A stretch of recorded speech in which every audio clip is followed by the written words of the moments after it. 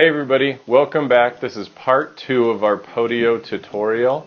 In this section I'm going to show you how to import your contacts, build out your workspace a little more, and hopefully some web forms. So there's some really awesome features that we're going to get into. So let's get started.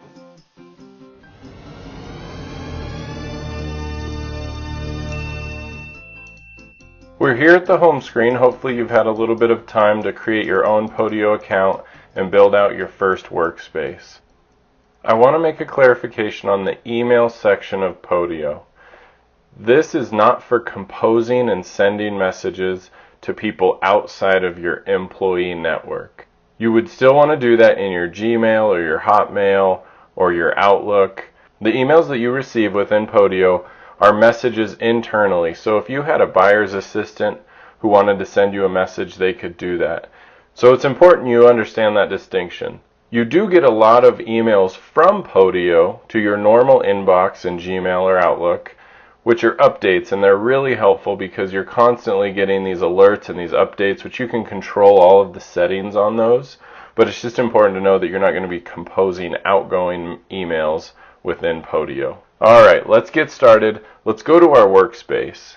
Last time we created our database of contacts, and we really just did the minimum number of fields.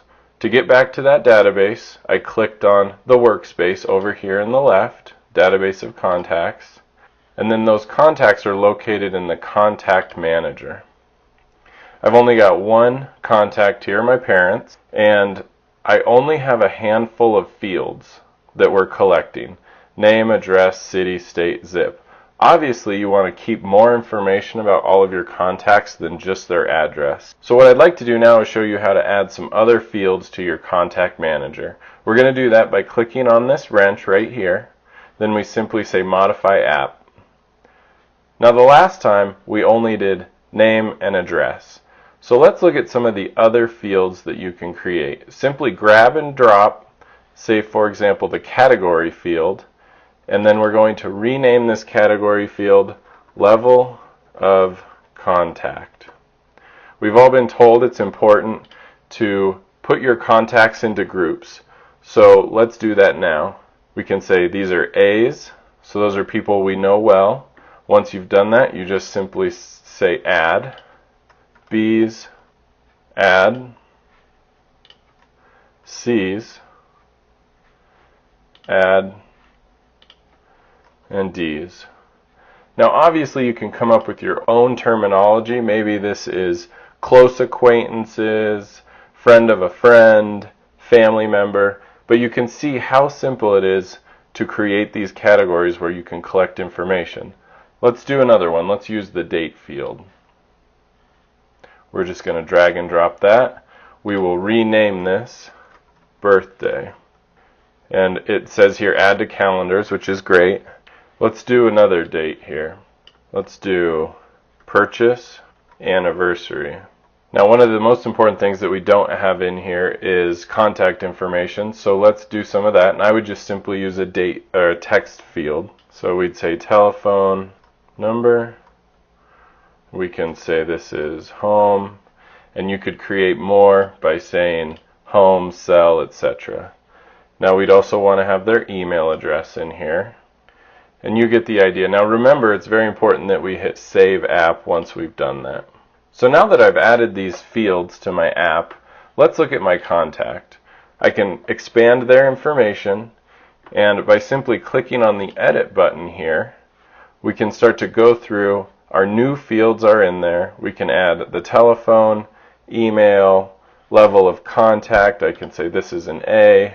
I can add their birth date, their purchase anniversary, and I can also attach files.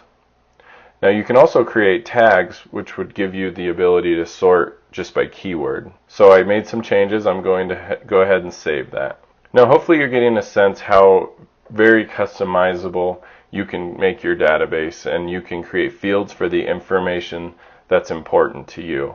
Let's take a quick look at how we would import contacts. The first thing we want to do when we import contacts is look at our spreadsheet of contacts. Now you do want to get this into an Excel file. I'm currently on a Mac, so things may look a little bit different, but those of you who are Mac users, you know that you can have an Excel file saved to your computer and upload it even though you may not have Excel on your computer. So let's look at my database here. I'm going to go ahead and open that up. It's going to open in Numbers. So what you want to do first when you go to import contacts is look at the heading of the column. We have company, names, phone, phone to, email, title, address, city, state, anniversary date, and transaction info. One of the things that will help you when you import is to have the same fields in Podio. So I know that I have a few of these, but there's a couple that are missing.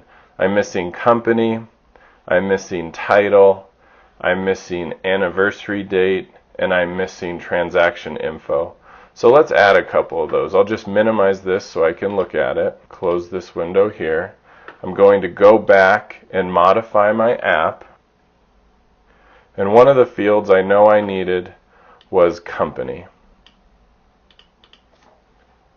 And that just needs to be a single line of text. So we'll add that. Another one that I know I needed was title. Let's add that one. That's a single line of text.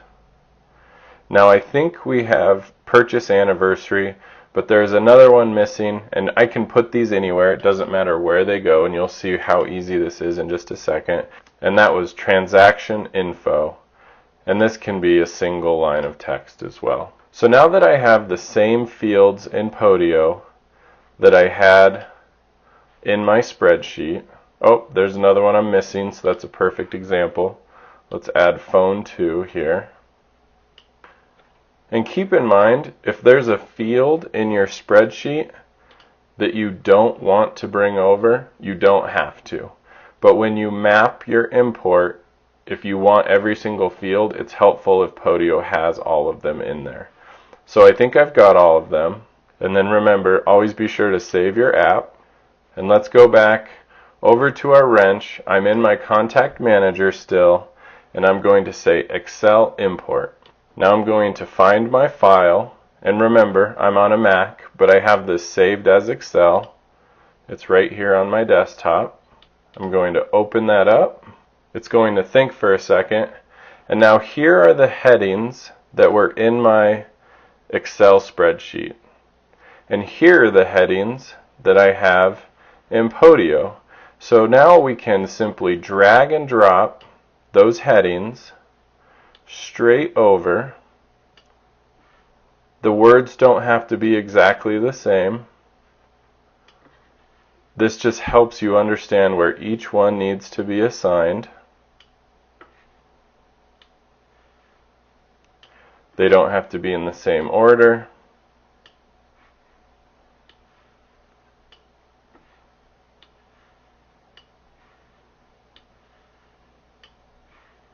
Now I'm going to hit next. It's going to ask me about keeping my data clean. I'm just going to go through and continue.